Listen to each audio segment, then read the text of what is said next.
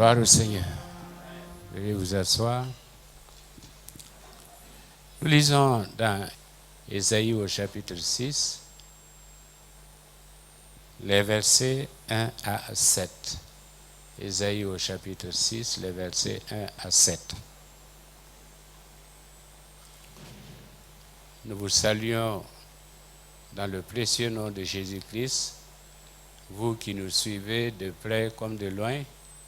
Que la grâce de Dieu vous soit accordée, que le Dieu qui veille sur nous, nous garde et nous protège, qui nous accompagne tout au long de cette histoire, de cette épreuve que le monde entier traverse.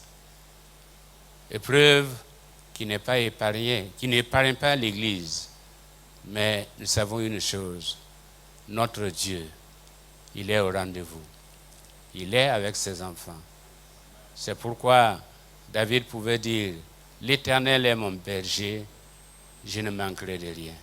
Je ne manquerai pas de protection, je ne manquerai pas de provision, parce qu'il veille sur ses élus afin de leur faire du bien. Nous lisons, l'année de la mort du roi Osias, je vis le Seigneur assis sur un trône très élevé, et les pans de sa robe remplissaient le temple. Des séraphins se tenaient au-dessus de lui. Ils avaient chacun 6 ailes, 2 dont ils se couvraient la face, 2 dont ils se couvraient les pieds, et 2 dont ils se servaient pour voler. Ils criaient l'un à l'autre et disaient, « Saint, Saint, Saint est l'Éternel des armées, toute la terre est pleine de sa gloire. » Les portes furent ébranlées dans leur fondement par la voix qui retentissait et la maison se remplit de fumée. Alors j'ai dit, malheur à moi, je suis perdu car je suis un homme dont les lèvres sont impures. J'habite au milieu d'un peuple dont les lèvres sont impures. Et mes yeux ont vu le roi, l'Éternel des armées. Mais l'un des séraphins vola vers moi, tenant à la main une pierre ardente qu'il avait prise sur l'autel avec des pincettes. Il en touchait ma bouche et dit, « Ceci a touché tes lèvres, ton iniquité est enlevée et ton péché est expié. Amen. » Gloire au Seigneur. Veuillez vous asseoir.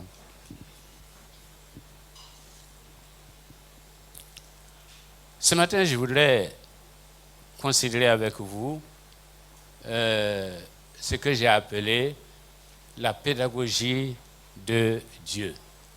La pédagogie de Dieu. Ésaïe, en tant que prophète, appartenait à l'aristocratie. Il avait ses entrées à la cour du roi de Juda et portait un intérêt particulier, tout particulier, aux questions politiques nationales et étrangères dont il était bien informé et il disait son mot en politique. Il dénonçait l'orgueil et recommandait la foi. Pour lui, eh bien, il décrit Dieu comme le seul roi, le seul suzerain. Et ce roi est saint, contrairement aux autres. Et ce roi intervient dans l'histoire.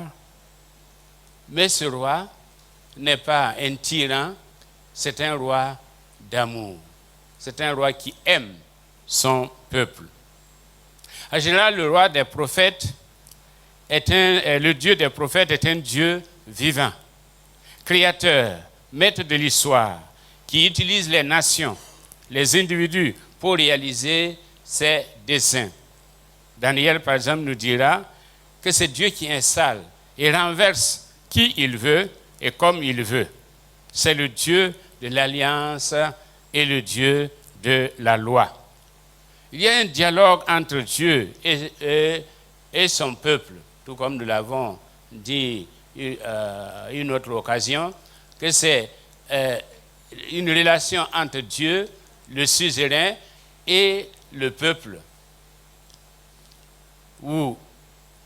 Relation où Dieu dit ce qu'il veut, et relation dans laquelle le peuple s'engage à obéir à la voix de Dieu. La loi du suzerain est un ingrédient nécessaire à l'alliance. Les prophètes décrivent les transgressions. En même temps, il dépeigne un Dieu d'amour. Par exemple, Ésaïe 40 et Osée 11 nous montrent un Dieu d'amour, un Dieu de miséricorde. Nous allons voir 5 applications. 5 choses à retenir. 5 principes qui peuvent nous aider. La première des choses, c'est que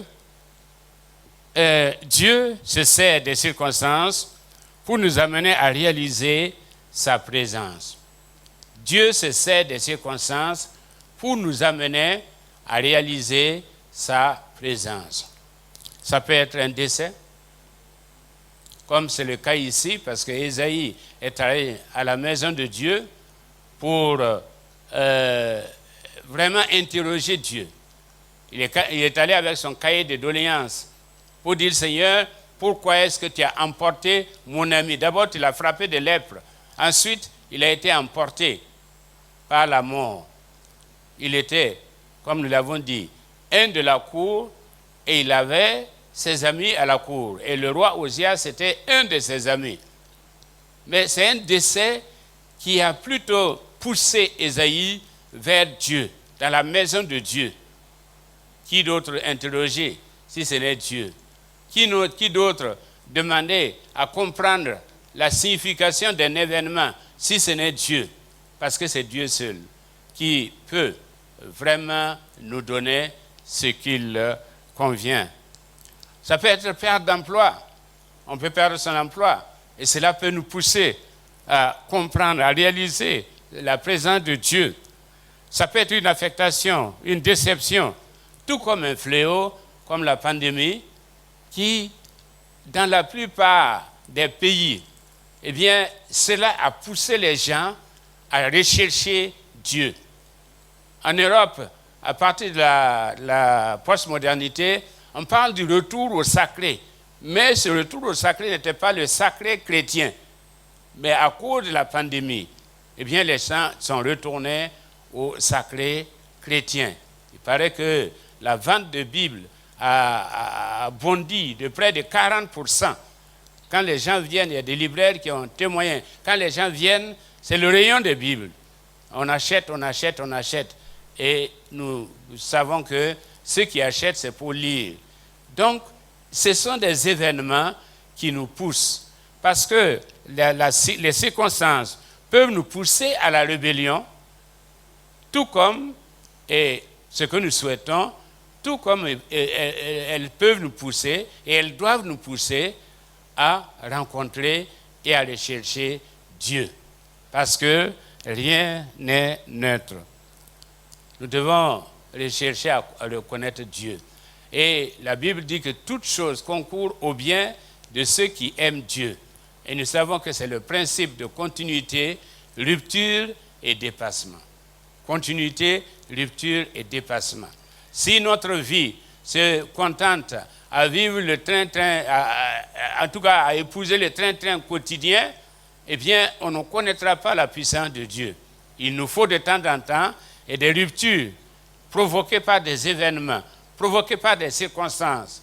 Et à partir de là, eh bien, nous allons connaître un bon qualitatif sur le plan relationnel, sur le plan spirituel. Et notre prière est que cette période que nous passons, que cette période-là nous amène vraiment à rencontrer Dieu, à rechercher Dieu, à comprendre Dieu, à chercher à connaître Dieu et à être connu de lui. Souvent, nous le disons, il est bien d'avoir confiance en Dieu, mais il est mieux quand Dieu a confiance en toi. Et c'est pendant cette période que Dieu va prouver qu'il a confiance en nous. C'est pendant cette période que nous allons montrer la qualité de notre confiance en Dieu. Deuxièmement, Dieu révèle son caractère pour nous amener à prendre conscience de notre état spirituel. Il révèle son caractère pour nous amener à connaître et à prendre conscience de notre état spirituel. Quel est le caractère de Dieu? Dieu est saint. Il est saint. C'est pourquoi eh bien, ces anges ont dit, Saint, Saint, Saint est l'Éternel. Saint, Saint, Saint est l'Éternel. Et la réponse d'Ésaïe a été, je suis un homme aux lèvres impures. Et j'habite au milieu d'un peuple aux lèvres impures. Le caractère de Dieu a révélé en même temps l'état spirituel du prophète Ésaïe. Le disons souvent, pourquoi est-ce qu'on vient à l'église? Quand on vient à l'église, c'est d'abord pour rencontrer Dieu. Et une fois qu'on a rencontré Dieu, c'est pour nous rencontrer. Parce que celui qui rencontre Dieu, il se rencontre en même temps, il se revoit. Dieu devient un miroir et il se revoit. Et une fois que nous avons rencontré, nous nous sommes rencontrés, nous pouvons maintenant rencontrer l'autre. Nous pouvons aller vers l'autre. C'est le principe ici que nous avons dans Ésaïe. Il a rencontré Dieu, il s'est rencontré et maintenant il était prêt à aller vers les autres. Qui enverrai-je? Il a dit, moi je vais aller. Il est parlé de la bouche ou les lèvres. Eh bien, la bouche ou les lèvres sanctifiées, c'est le mensonge, c'est les médisances, c'est les excuses, entre autres. Parce que par tes paroles, tu seras justifié, mais par tes paroles aussi, tu seras condamné. Donc, la bouche ou les lèvres jouent un rôle très important dans la vie du chrétien, dans la sainteté du chrétien, dans la relation qualitative du chrétien avec son Dieu. C'est pourquoi nous devons faire attention à ce que nous disons. On ne répète pas les choses parce qu'on les a entendues. On ne redit pas les choses parce qu'on nous a dit. Non, il faut méditer. Et les 3 tests du pasteur Dipama, c'est est-ce vrai, est-ce bon, est-ce utile? Ce que j'entends là et ce que je vais répéter là, est-ce vrai, est-ce bon, est-ce utile? Si nous répondons à ces 3 questions, je crois que, eh bien, on va se retenir. En tout cas, Ésaïe, bien qu'il soit prophète, avait ses lèvres impures, parce qu'il sait ce qu'il a dit, des choses qui ne viennent pas de Dieu. Il sait ce qu'il a dit, des choses qui ne sont pas vraies. Il sait ce qu'il a dit, des choses qu'il a dit sur des gens qui ne sont ni vrais, ni utiles, ni bonnes. Et c'est pourquoi Dieu a passé d'abord par là. Il a sanctifié ses lèvres. Que Dieu nous sanctifie les lèvres. Qu'il nous sanctifie. Pour que nous ne soyons... C'est vrai que naturellement, on est porté. On est porté à dire du mal des autres. On est porté à rapporter, eh bien, même ce qu'on n'a pas vu. On se dit, il y a un tel... il paraît qu'un chrétien ne doit pas dire « il paraît que ». Si tu n'as pas la vraie information, ne transmets rien. Et même quand tu as la vraie information, ce n'est pas à toi. Ce n'est pas donné pour être divulgué. Sinon, il y a les médias pour ça. Mais toi, tu n'es pas un média. Tu es un enfant de Dieu. Ce n'est pas fait pour être divulgué. Si tu as l'information et qu'elle est négative, c'est fait pour que tu plies le genou devant le Seigneur pour prier et pour la situation ou pour la personne. Que le Seigneur nous sanctifie les lèvres et que nous sachions dire des choses qui glorifient Dieu et pas des choses qui découragent les autres ou des choses qui ne plaisent pas à Dieu. Parce que chaque fois que nous critiquons quelqu'un inutilement, chaque fois que nous nous laissons emporter par la médisance, ça ne plaît pas à Dieu. Nous avons beau venir à l'église, beau peut-être gêner et prier, mais ça ne plaît pas à Dieu. Et je sais qu'il y a des gens, leur rôle c'est ça. Même dans l'église, leur rôle c'est colporter. Ils sont des colporteurs des informations, vraies comme force, mais ça ne plaît pas à Dieu. Non, ce n'est pas notre rôle. Ce n'est pas notre mission. Notre mission, c'est de dire la vérité, d'exhorter les frères et sœurs. L'amour cache une multitude de péchés, nous dit la parole de Dieu. L'amour cache une multitude de péchés. Que le Seigneur nous aide. Et puis, les excuses. Comme j'ai souvent l'habitude de dire, quand on était à Naporo, qui est loin, vous voyez la voie. On avait un homme qui habitait plus loin, et chaque fois, il passait avec, il vendait de l'herbe pour les animaux. Il passait avec sa charge d'herbe, et puis au retour, il s'arrête, il dit, ah, Karsama, Asutana Makma. Parce qu'il n'est pas venu au culte. Il passe au moment du culte pour aller vendre. Et c'est au retour qu'il passe me dire, ah, Karsama, Asutana Makma. C'est des excuses. C'est des excuses pour ne pas faire le bien. Faisons le bien. Nous n'avons pas d'excuses parce que Dieu nous a appelés, il nous a sanctifiés, il nous a qualifiés pour faire le bien.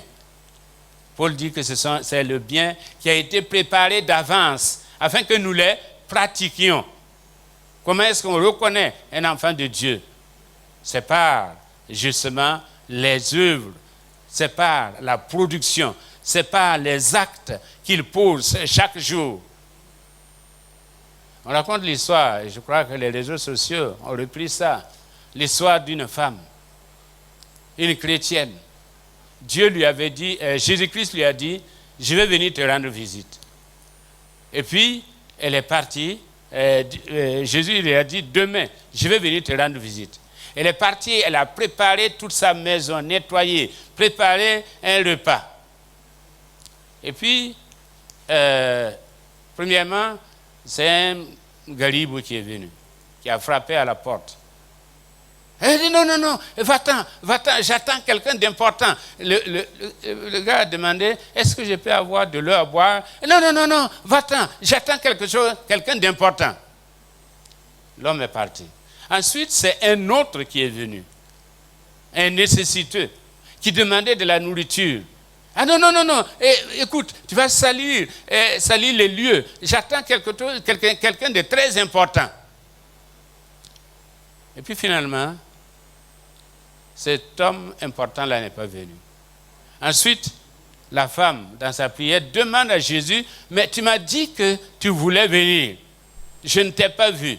Et Jésus dit, je suis venu 2 fois et tu m'as repoussé. Je suis venu 2 fois et tu m'as repoussé. Que le Seigneur nous aide. Que le Seigneur nous aide. Vraiment, que nos actes que nous posons prouvent que l'amour de Dieu habite nos cœurs. L'amour, comme nous l'avons dit, il n'y a pas d'amour. Il y a des gestes d'amour. Il y a des preuves d'amour. Troisièmement, Dieu nous rassure en nous parlant pour nous amener à savoir que nous lui sommes utiles. J'entendis la voix du Seigneur disant, « Qui enverrai-je et qui ira pour nous ?» Dieu nous parle pour nous montrer que nous sommes utiles. Bien que nos lèvres soient impures, il est capable de nous purifier pour se servir de nous. Nous lui sommes utiles si nous voulons être utiles. Nous lui sommes utiles, mais il peut se passer de nous. Il peut se passer de nous. Personne, être utile ne veut pas dire être indispensable. Nous sommes utiles à Dieu, mais nous ne sommes pas indispensables à Dieu. Mais la volonté de Dieu, c'est de nous associer à tout ce qu'il fait. Parce qu'on dit que ce que Dieu fait pour l'homme, tout ce que Dieu fait pour l'homme, passe par l'homme. C'est pourquoi il a besoin de vous et moi. C'est pourquoi Jésus a appelé des disciples. C'est pourquoi dans l'Ancien Testament, il y avait des prophètes. Et il y avait des sacrificateurs. Tout cela représentait Dieu.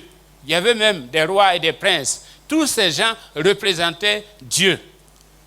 Et c'est Dieu qui choisissait. Dieu a besoin de toi, il a besoin de moi.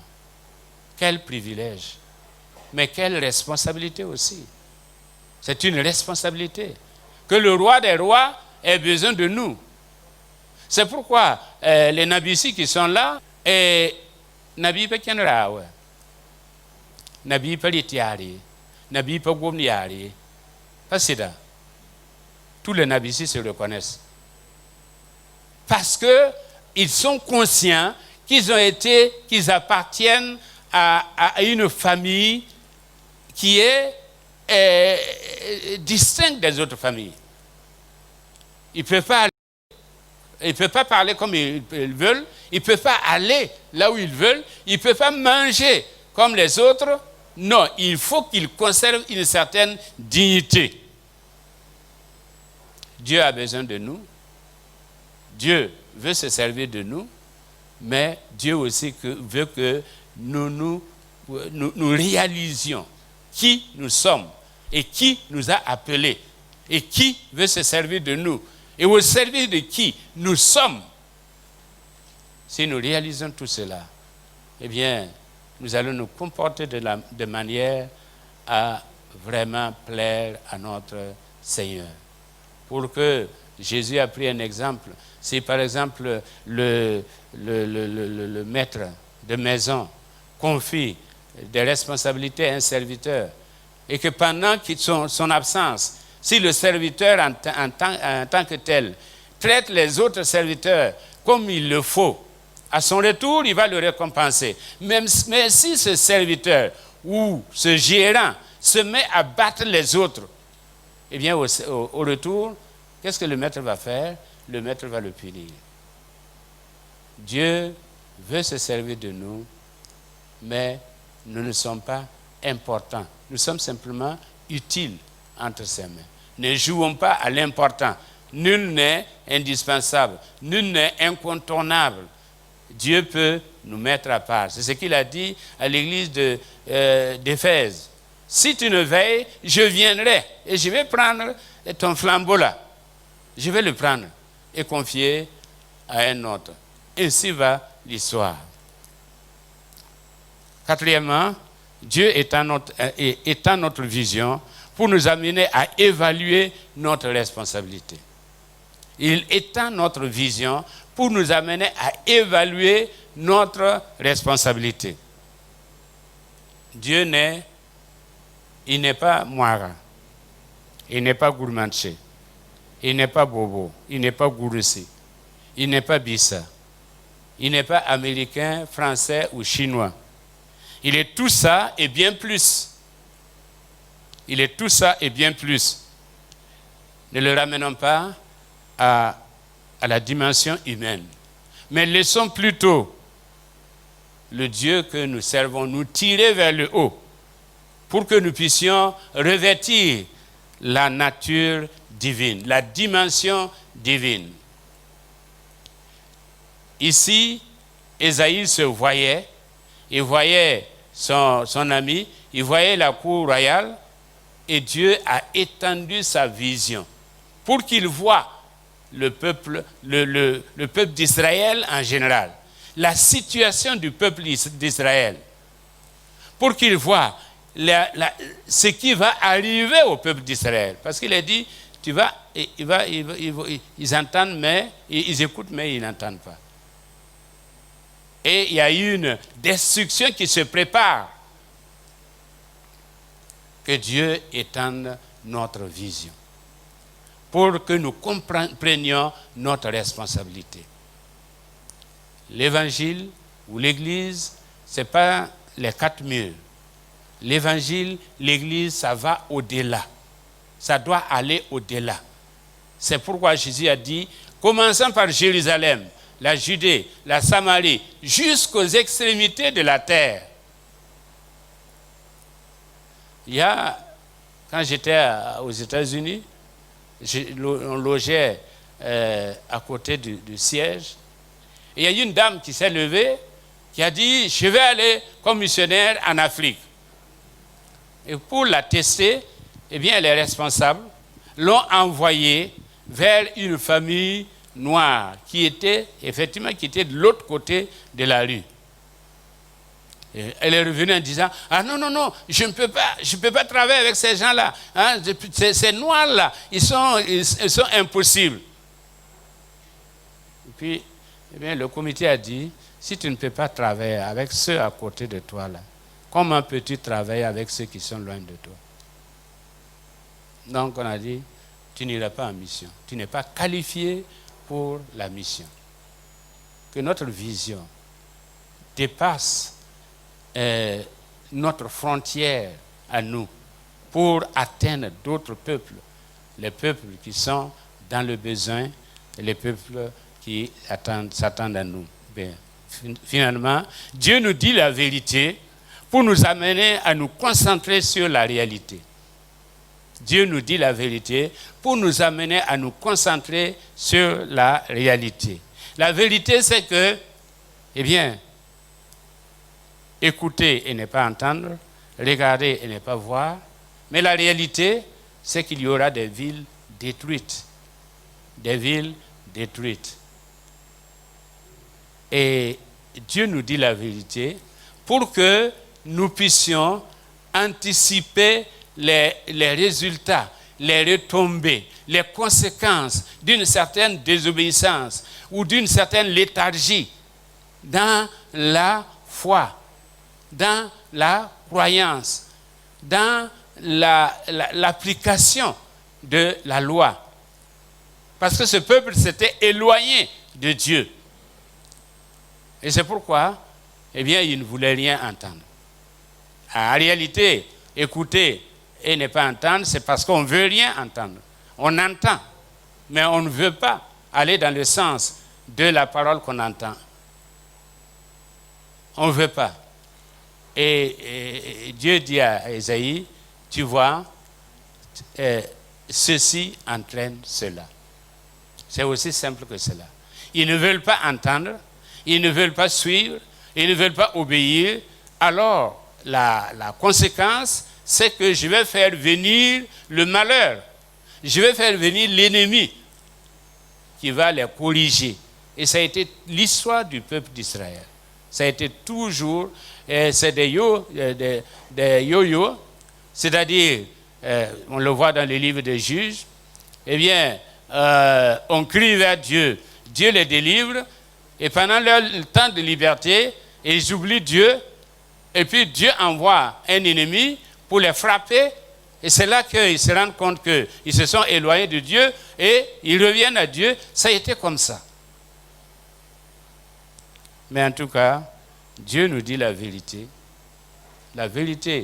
sur le peuple, la vérité sur la situation, pour nous amener, nous, à vivre, à comprendre les conséquences de ce manque d'obéissance à la parole de Dieu. Je conclus en disant, la vie spirituelle n'est pas une surdose d'excitation. Ce n'est ni un banquet et encore moins une excuse pour l'auto-pitié. Non. Voyez comme moi je suis misérable. Voyez comme je suis. Hein? Non, ce n'est pas une excuse pour l'auto-pitié, parce que je puis tout par celui qui me fortifie. N'importe qui peut et doit pouvoir, parce que nous sommes enfants de Dieu, et étant enfants de Dieu, nous sommes dotés dès le départ. Nous allons en vainqueur et pour vaincre. Mais ce n'est pas un banquet. Avant, on appelait ça les surprises parties. Dieu ne nous a pas invités à une surprise partie. Il nous a invités à des réalités et à des combats pour qu'ensemble, nous puissions triompher. Ce n'est pas une surdose d'excitation, ce n'est pas la peine. Comme on voit dans certaines églises, aujourd'hui, frère, frère, ça va, que le nom de Dieu soit loué. Et le lendemain, vraiment, je ne comprends rien. L'affaire de Dieu, là, je ne comprends rien. Seigneur, c'est comme s'il ne m'entendait pas, c'est comme s'il il était absent. Non, ce n'est pas une surdose d'excitation. C'est une réalité, c'est une endurance, ce n'est pas une course de vitesse, mais c'est une course de fond. C'est plutôt l'histoire d'une rencontre de Dieu avec son homme. Rencontre qui aboutit à sa transformation, c'est-à-dire la transformation de l'individu, et résultant dans un service productif et durable. Dans un service productif et durable. Que le Seigneur nous aide. Que cette rencontre que nous avons avec Dieu, eh bien, ne s'enlise pas, mais plutôt aboutisse à une transformation qui va faire de nous des serviteurs sur lesquels Dieu peut compter. Et nous allons avoir des résultats durables et viables. Que le Seigneur nous bénisse. Amen. Je suis dans sa